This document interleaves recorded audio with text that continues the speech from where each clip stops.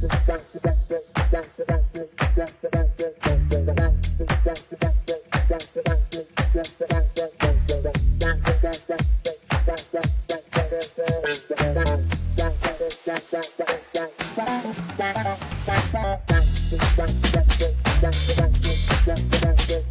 back to the Net to Net podcast, college basketball edition. This is our first ever episode. Today, I'm your host, Sam Kelty, and today we're going to talk about the state of college basketball. College basketball starting up in a couple weeks, and this is our first episode. I can't wait. I'm very excited to watch college basketball. And today, we're going to talk about the first top 25, way too early top 25 that is out for even before the season starts. As well as we'll talk about who was named to the preseason All-American teams as well, and who we think if they all deserve to be there, as well as we'll bring up some big news within college basketball. So to start off with, the first team we're looking at is Kansas Jayhawks. They're the number one team, ranked in number one. They got probably the biggest prize of the offseason in Hunter Dickerson, the transfer out of Michigan. He averaged 18.5 points at Michigan. He can spread the floor. He can shoot. He was one of the most dominant players in college basketball last season on the offensive side. Really good. You pair him up with returners like DeJuan Harris, Kevin Culler Jr., and KJ Adams Jr. as well, who were pretty big at national championship contender last year. Harris is one of the most elite passers in the country. He is a pass-first guard, and he's a terrific defender. He can lock up some of the best players in the country. McCullough is a spot-down shooter as well as he's really good at defending. He can do all over the floor. My biggest thing is can he up his points? Can he be more consistent from the three? I know he struggled a little bit last year from the three. But having DeJuan Harris back, I think, and he also takes the next step to be a better player, I think will help him in the long run. He shot 44 from the field, and he only shot 29 from the three, which was down from his previous year where he shot 31. Hopefully he can take that next step and bounce back, but we'll definitely see what he has in store going forward this season. And then KJ Adams, he had a breakout season last year. He looked unbelievable. Let's see. I want to see what his role will be with Hunter Dickerson coming into the fold and next to him. How will he change? Because he was a big bright spot, a breakout star last year for the team. So let's see how they do. They bring in Marco Jackson, who is the number 26 player in the country on the ESPN Top 100. He will be kind of sliding in right there to replace Grady Dick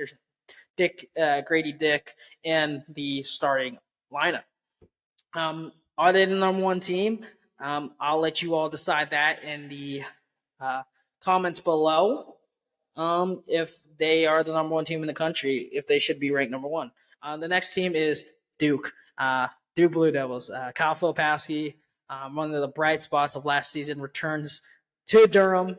I think that, honestly, this Duke team reloaded. They're one of the best teams. They bring back a Tyrese Proctor and bring in an experienced Jeremy Roach, who I think will start. Jeremy Roach will start the season. It'll be interesting to see what they do with the big men and who plays at the three. You have to replace a Dariq Whitehead and a Derek Lively from last season. But you bring in you keep Kyle Filipowski. Hopefully Mark Mitchell takes that next step to be a better offensive player, but he's a really good defender. You bring in a Jared McCain, the number 12 recruit in the class. And they had one of the best recruiting classes, I think, overall throughout this year. They bring in the likes of Jared McCain, who I mentioned, number 12. They bring in Sean Stewart, who is a top 25 player in the country. You bring in TJ Powers. You bring in you're able to keep Ryan Young. You bring in Caleb Foster. Yes, you lose Mark Magbo, who committed to Indiana, who is in hot waters right now. But you have a solid team. And Duke, I think it was because he marked Mackenzie Macabo decommitted because of Kyle Filipowski staying. Kyle Filipowski is up for won an award this year. I think he's going to take an even bigger step. He averaged 15 points last year. He looked really good. He was our most consistent player scoring, which we thought Tariq Whitehead was going to be that guy, but Kyle Filipowski, he's a real deal. Take up his draft prospect. Let's see what Jared McCain can do. He's a very good shooter, very good defender as well. And if he can play the three, that's great. He can slide right in there and take their Dariq Whitehead spot. And then going to the number 3 team, a team that gets all 5 of their starters back from last year. The team that won the Big Ten regular season and conference tourney. They earned the 1 seed, but they lost in the first round.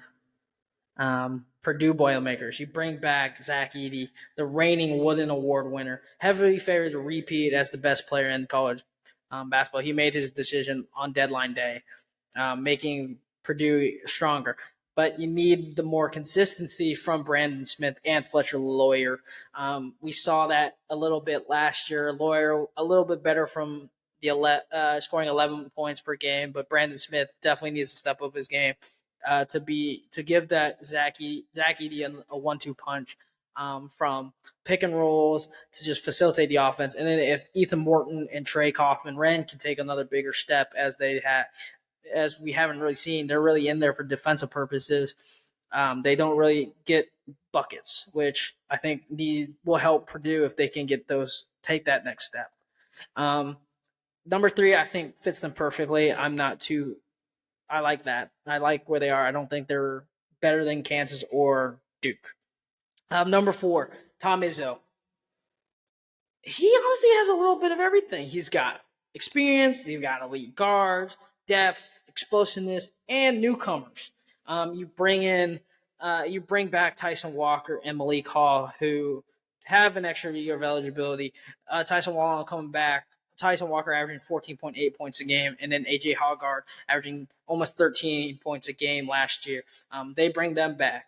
Jaden Atkins decided to come back, as well as A.J. Hogger, like I mentioned, and Malik Hall. Malik Hall taking that next step. Matty Sissoko, literally there to kind of fill in the 5th spot, but I wouldn't be surprised if they play Xavier Booker. He's one of the most highly talented recruits in this year's recruiting class. You also have Jeremy Fierce, who could take a big step, play a big role this year, and so with Cohen Carter. I like them at 4. I don't think they're better than Purdue, but it's close. It could go either way. I wouldn't be surprised if Michigan State and Purdue are the top 2 in the Big Ten. Rounding out number 5, the UConn Huskies. Wow, they I would say did pretty well. Yes, you lose a Jordan Hawkins, you lose a Dama Sanogo, you lose an Andre Jackson, and others, but you get a healthy Donovan Clingan, who should be back in time for the season when recovering from that foot injury, ready to take that next step. Can Alex Carbaugh take that next step? And same with Tristan Newton. Can they step up in those and replace those guys they lost? Dan Hurley also brought in a Stephon Castle, a top 5 recruiting class with Stephon Castle, as well as getting probably the second best transfer guy in Cam Spencer out of Rutgers, who can provide spot-up shooting from anywhere on the court. I believe that Stephon Castle and Cam Spencer will fit right into where Andre Jackson and Jordan Hawkins left off. My only thing is, can Donovan Cling give you what Adama Sanogo gave you, physicality in the paint? Because Adama Sanogo was that typical traditional 5. Didn't really shoot the 3. Doesn't shoot the 3. Got boards, played good defense, and was a bruiser inside.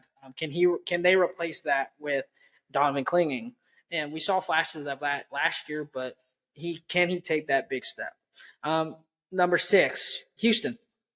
You lose. They're they're the biggest question.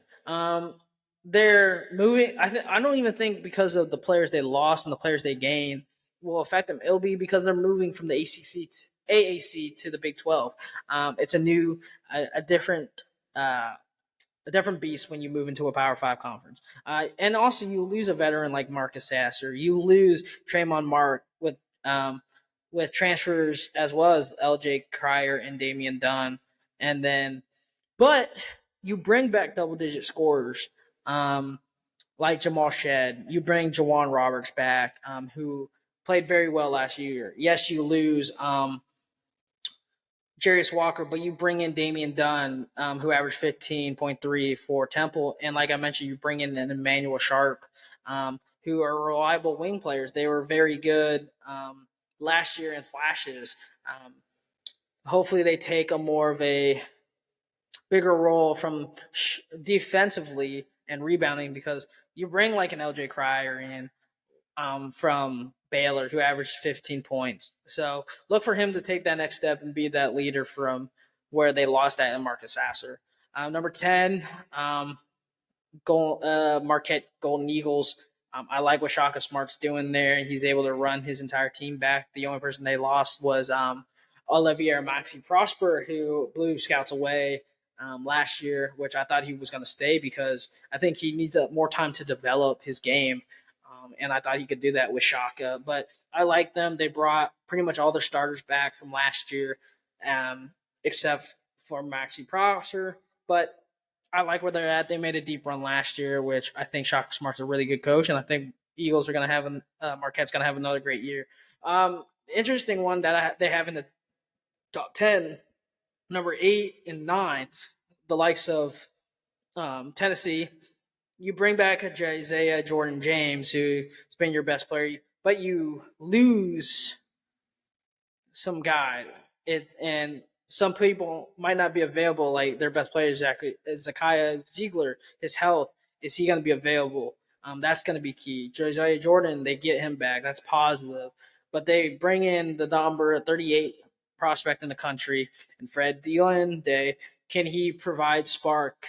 Can his game transition from the high school level? And then you bring in Dalton Ketch from Northern Colorado, who averaged 20.2 points a game, and you bring in a Jordan Gainey from South Carolina as well, that help your perimeter shooting and scoring. But I feel like this SEC teams are going to be dangerous, and Tennessee could be one of those. But also, I think they're a little high for where they put them. Same with Creighton. Creighton had a lot of transfers, lost a lot of starters, and I feel like they could be an up and down off. With an up and down off season, I feel like they will struggle. I think 9 is a little premature.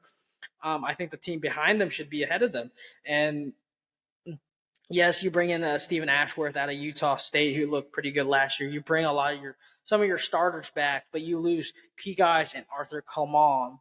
You lose a Ryan Nimhard, who, like I mentioned, joined the team that's behind them that I think should be ahead of them.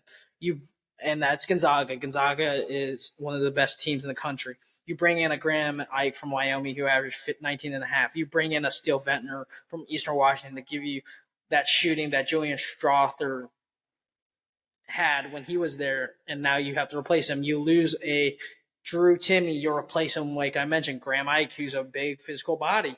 Noah Hickman, can he take that next step? And then you bring in Ryan Nimhard, who is a very good player from Creighton. He averaged 12.1 points a game. Him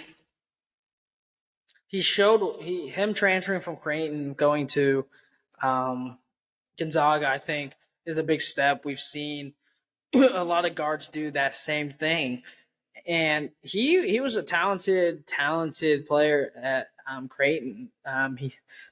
He's from a he went to Montevera Academy, which produced Kay Cunningham, Ochoa, Scotty Barnes, Moses Moody, Jalen Duran, Caleb Houston, amongst others.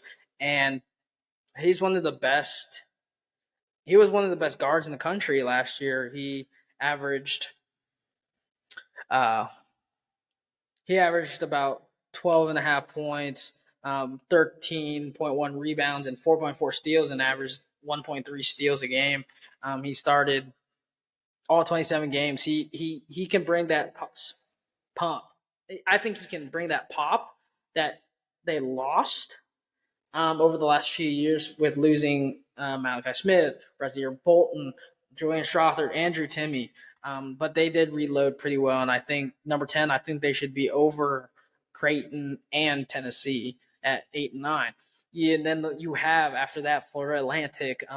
They went on a run, and they went all the way to the Final Four. Nearly lost in the first round of Memphis, but then they went on a run, and this is one of the shocking things that you really don't see. No players went to the draft. No players went to the transfer portal. They kept the core together to run it back for Dusty May and the AAC Owls. In the AAC now, they go to the AAC. The Owls could win it. They bring back all 5 starters and just run it back what they did last year. So very high praise for them. Definitely fun to watch during the tournament. Number 12, you got Arizona. Tom Lloyd, um, Tom Lloyd and the Arizona Wildcats had 2 great seasons so far, but they exited the tournament early, so they're looking to do better. The transfers they brought in Kasheed Johnson from San Diego State. They brought in a Caleb Love from Arizona to Arizona. They brought in Jaden Bradley from Bama. Caleb Love, the biggest name out there. Out of North Carolina, I'm shocked he transferred out. 16.7 points. He was very good last year against Duke when I watched them play both times. He looked unbelievable. He was supposed to go to Michigan. Stuff happened, and now he's at Arizona. So you pair him up with Amar Ballo, who looked great last season, 14.2 points a game. He looked unbelievable. You get him in the mix. The Arizona might do some damage. This might be the old Arizona team we've seen in previous years with that pick and roll that we saw with Ayton and Laurie Markin and Nick Johnson and just to name a few, and TJ McConnell, those boys. We could see that again. Number 13, we have Villanova. They missed the tournament for the first time in 2012. Kyle Neptune, this is his first season. We forget that Jay Wright retired at the end, right before the season, so Kyle Neptune took over. They land a TJ Bamba and a Hakeem Hart from Washington State and Maryland, respectively. And to pair up with returning veterans like Justin Moore and Eric Dixon, I feel like Justin Moore has been there forever. He's going to lead the guard position. He averaged 13.5 points last year. And you bring in a good shooter in TJ Bamba, who averaged 15.8 last year at Washington State. And then Eric Dixon and Ty Burton at your 4 and 5. Ty Burton, the transfer from Richmond. These guys are ballers. They can get buckets. They're very good defensively. Kyle Neptune is very big on defense, and protecting the paint, and that's what Tyler Burton and Eric Dixon do for you, which should be fun to see. The next team, North Carolina at 14. Herb Davis wants to forget about last season, missing the tournament. You bring back an Armando Bacot. You have RJ Davis at one of the guard positions. Yes, you lose a Caleb Love that gave you a spark when you need it. Yes, they've lost other pieces last year, but they bring in a top 10 prospect and Elliot Cadu, the number 10 recruit, who reclassified and is going to suit up for the Tar Heels this year. You also Cadu is a great passer and he's a great playmaker. I think he can replace some of that production that Caleb Love had. And then you bring in 2 transfers from Harrison Ingram out of Stanford and Cormac Ryan from Notre Dame. Veteran shooters, versatile wings. They play good defense. They are spot-up shooters. Look for them to do well. I don't think they're the best team in the ACC. I think Duke is just far too much better and the talent around it, but don't count out the Tar Heels. Number 15, so many questions over this team. You bring 2 starters back with 3 young players John Calipari and those Kentucky Wildcats. Yes, you bring in two of the five highest rated college players in Justin Edwards and DJ Wagner. And then you bring five players inside the top 42 in Uga Onyeasi, Aaron Bradshaw, and Robert Dunham. But we've seen in the past teams do really well in recruiting and just suck when it comes to them in college. And this doesn't also include, and then you have two veterans in Antonio Reeves and Trey Mitchell, who are veterans and who should probably will start for John Calipari this season. I don't think they start all five freshmen. That would just be insane. Trey Mitchell gives you something scoring wise and defensively from West Virginia, and then you bring Antonio Reeves back, who averaged 14.4 last year. For John Calipari's team. We'll see how they go. I know they've been having a lot of issues. Fans are not liking Calipari right now just because he hasn't been doing well. Kentucky really hasn't been great over the last few years. They've just been mediocre, and we think from a powerhouse that they should be better.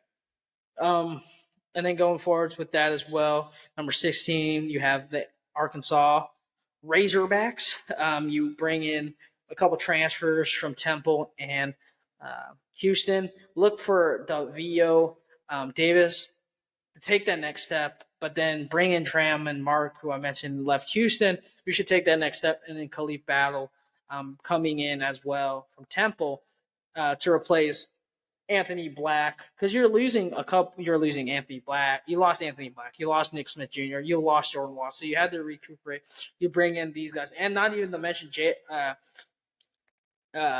Jeremiah Davenport out of Cincinnati, a spot down shooter, can create his own shot. Very good, very lanky. Struggles sometimes on the defensive side, but he can put it together if in the right system. So look for that. Definitely for Arkansas. And then you have the Baylor Bears at 17 and San Diego State at 18. I think they're where they should be at. Baylor just not off a couple years of winning national championship, but you lose Adam Flagler to the NBA draft. Same with Kadante Jordan, and then you lose LJ Cryer. But you have a couple freshmen coming in, and the likes of Jacoby Walters and Miro Little. You also bring back Langston Love, and you land R.J. Dennis and Jaden Nunn from VCU and Toledo, respectively, and you bring back a Jalen Bridge. So look for them to be up there near the top of the Big 12, but 17 is probably where they fit. Arizona State, they bring 4 of the 5 starters back from last year from from reaching the national championship game. So let's see what Brian Dusher can do. Like we mentioned, they did bring 4 players back that saw at least 17 minutes. 2 of them are starters. But you do lose a lot of players, so we'll see how it goes. They brought in the Pac-12 Sixth Man of the Year and Reese Dixon-Waters from USC, so that should help them in their long run. Next is Miami Hurricanes. I think losing Isaiah Wong and Jordan Miller are huge pieces, but you bring in a Matthew Cleveland out of Florida State. You bring back Elijah Pack. You bring back Orchard O'Mara, who are coming back for another season, who can take that next step and give you a pop for Miami. But Miami will need Bensley Joseph to step up big time. We saw flashes of him last year. Same with Wooga Polar. If they can take their game to the next level and develop under their coach, I always can't say his name, Larry Anga. He's a really good coach. He can develop players, and I wouldn't be surprised. Number 20 and 21, you have the Texas teams of Texas A&M, and you have Texas Longhorns, the likes of, see how they do. They were supposed to have one of the top prospects in Rex Holland, who decommitted and went pro. And they bring in one of the top scorers from last season, and Max Amos, one of the best perimeter scorers in college basketball. They bring him in. Can Dylan Mitchell take that next step out of Texas and give him a pop? And then from Texas A&M, you bring in Jace Carter from UCI. You bring in an Eli Lawrence who can help you, but I don't see Texas A&M doing great from that aspect of their team. One of the biggest teams that lost this year, Bama. So much turnover. Losing Brandon Miller, losing Noah Clowney, losing Charles Bediako, and then losing Jaden Bradley and Javon Quinterly, and them are burning, all hitting the portal. You're gonna have to reload. You bring in Aaron Estrada from Hofstra, who averaged 20 points a game. You bring in a guy that averaged 17.9, Grant Nelson out of North Dakota State. So you reload there, and then you bring in a couple 5-star recruits as well, and you bring some seniors back that can take that next step. And Marcus Sear and Ryan Griffin, who need to improve their game. We've seen it from more Mark than we did Ryland last year. So look to see Alabama take that next step. I feel like they will struggle due to the fact that they lost so many key players, especially Brandon Miller in the draft and Noah Clowney. Number 23, you have St. Mary's. To be honest, it is going to be building around the key returners that came back. Aiden Mulaney, Alex Dukins, and Mitchell Saxon. They're all household names. Can they produce more from their freshman year, especially Mulaney from his freshman year? Dukas is a tremendous shooter and a lockdown defender. Saxon, dominant shot blocker, is there for boards. Can give you some points here and there, but can we see some other guys that they brought in last year, and they should take that next step to help St. Mary's become the co-WCC champs again with Gonzaga and push Gonzaga to that next level. And then at number 24, we have USC. They have one of the best perimeter backcourts in some of the conferences, in all the conference.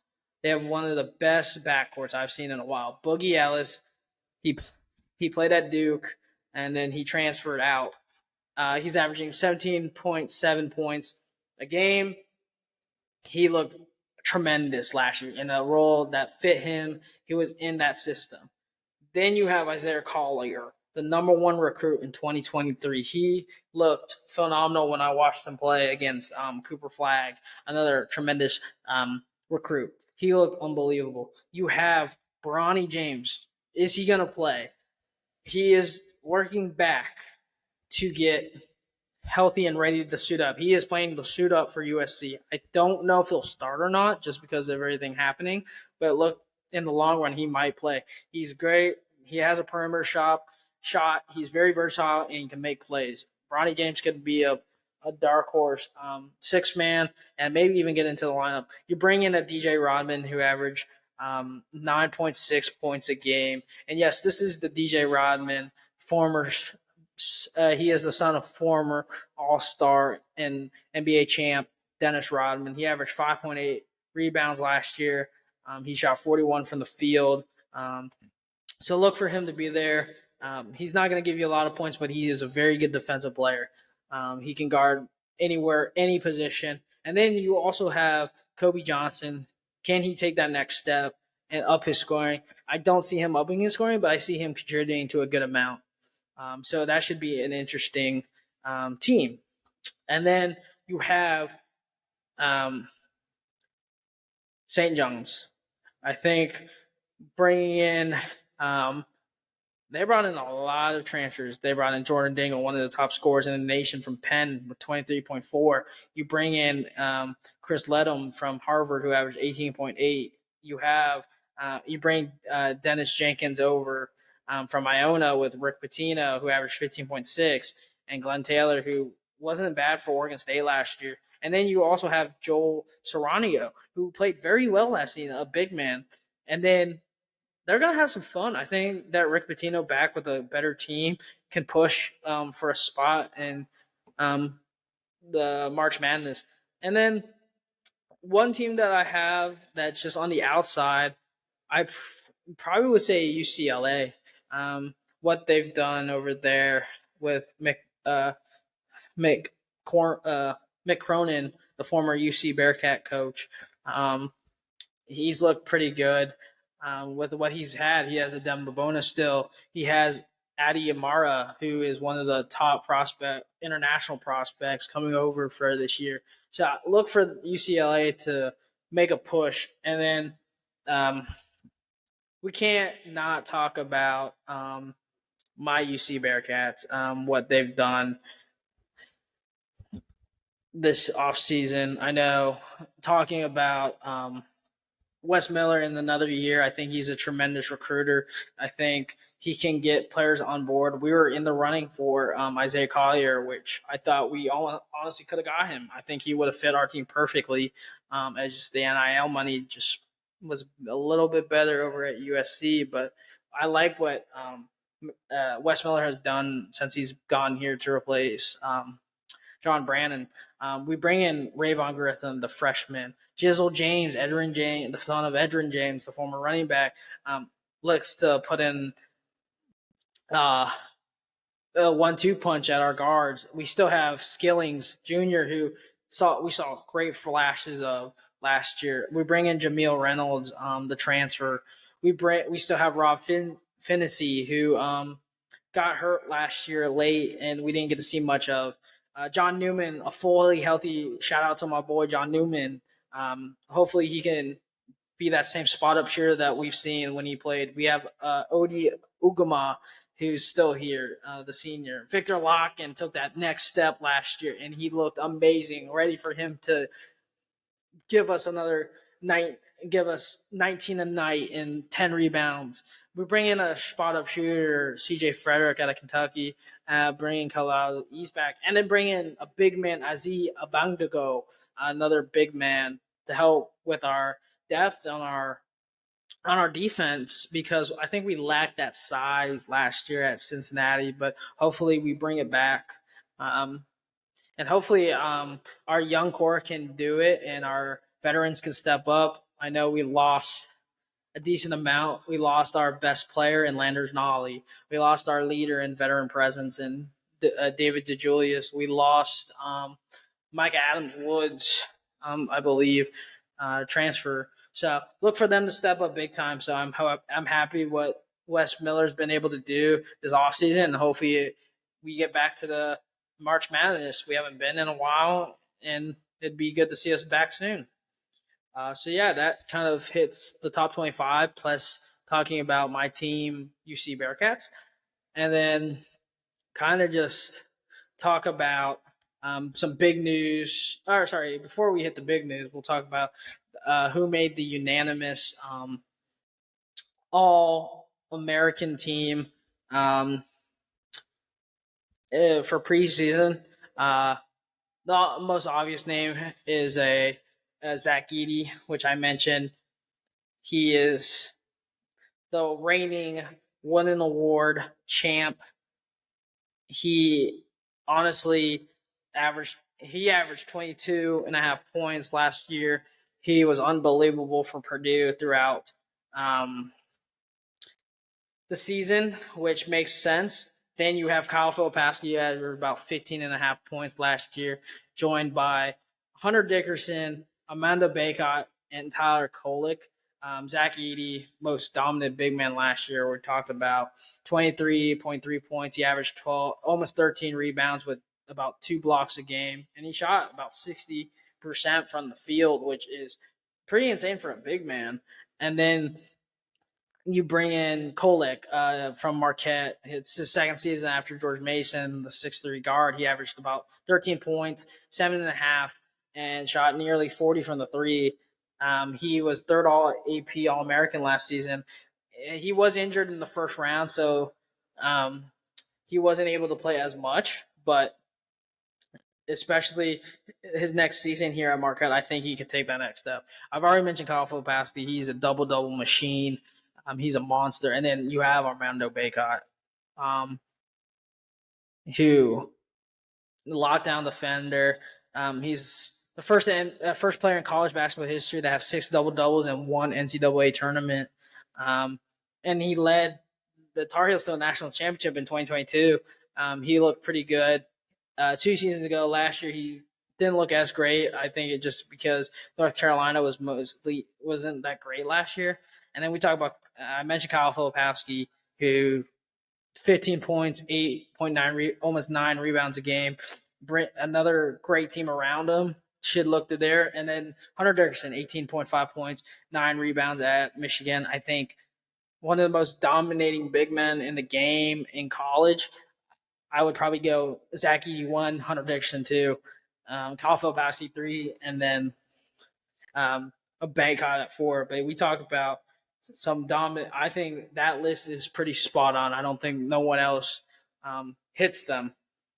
And then kind of talking about big news, 5-star guard Boogie Fland picked Kentucky over Indiana. He committed to John Calipari's team. He was on Alabama, Indiana, and Kentucky were his final three. I think he just loved Kentucky. He loved the atmosphere there. We're talking about Cooper Fland, the number 2 point guard in 2024 class, the number 18 overall in ESPN Top 100. He averages 14, 3, and 2 this past summer and spring in 22 games.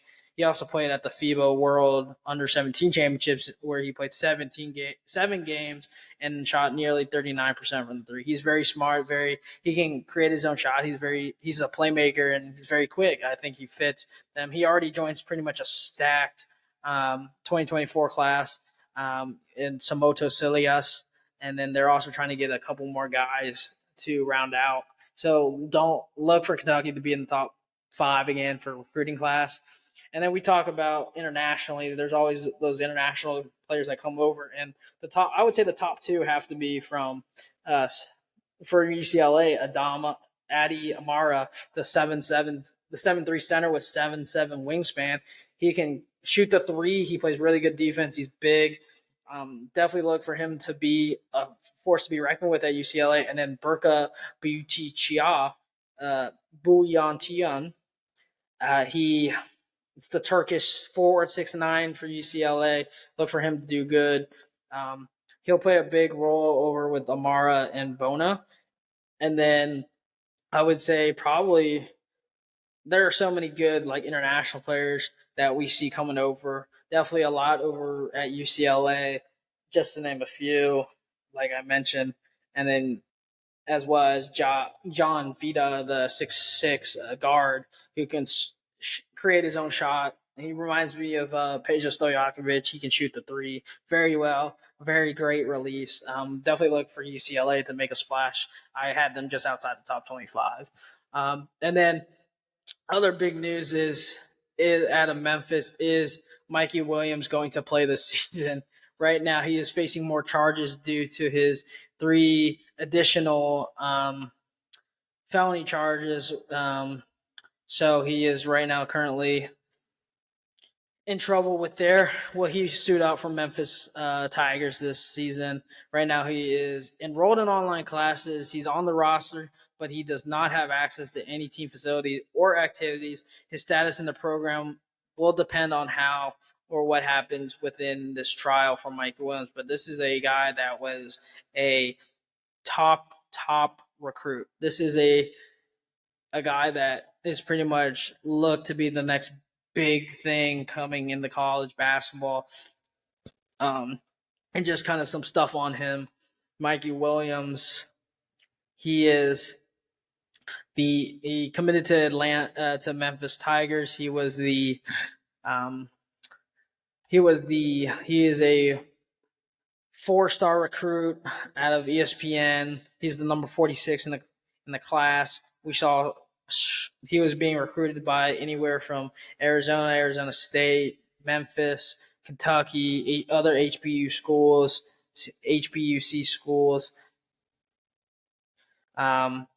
But it would be sad to see him lose. See this happen to him because he has a lot of promise. This man was a force to be reckoned with in high school. He averaged about 30 points, 6.7 rebounds, and 4.9 assists, and was Max Prepp's National Freshman of the Year. And then he transferred a few years jumping around. So he had a lot of promise. and he's a big guy. He signed a multi-year deal with Puma in high school, and had his own sneaker at the age of 17. So this guy had promise. It's just sad to see that he is getting into stuff that's getting in trouble. If he can focus on his craft and in school, I think he can get on the straight and narrow path. But unfortunately, not always the case for certain stars. But hopefully everything works out and he is able to play because he's a great talent. And that kind of finishes up where we are in college basketball, starting up soon. I know there's going to be so many games coming up, which will be exciting. John Schyer just got a new 6-year extension. He's done tremendously since Coach K retired. I love what he's been doing. I'm glad that Duke hired him as the coach because I think he fits Duke. He was being groomed to be Duke's next coach after Krzyzewski left. But yeah, I'm excited to see Duke, Cincinnati take the floor. I love college basketball. I think it's exciting. It's so much fun to watch. Duke will open their season. I believe they open their season. They will. So Duke will open their season with Dartmouth on the 6th, and Cincinnati will open their season at home against UIC. Also on November 6th, which should be a fun time with everybody kicking off that day on November 6th with college basketball being back. Cincinnati plays at 6 p.m. On the West Coast, which is 9 o'clock on the East Coast, I believe, if I'm not mistaken. Yes, if I'm not mistaken, as well as Duke playing at 6 p.m. on the West Coast, making it 9 o'clock on the East Coast. So should be fun to watch. I'm excited for college basketball to be back. I know it should be a fun season. So yeah, definitely like what I'm seeing from college, from certain colleges. But yeah, I look forward to the season starting. I hope you guys like this episode. This is our first one of college basketball. We'll be releasing our NFL, NBA, our NFL our NFL, NBA, college basketball, soccer, in the next day or two. So definitely get ready for that. And if you don't, follow us on Instagram and Twitter, and then listen to us on Spotify and turn on that notification for YouTube to watch our videos if you want to watch us. If not, check us out on Spotify. We'll see you guys soon. Peace.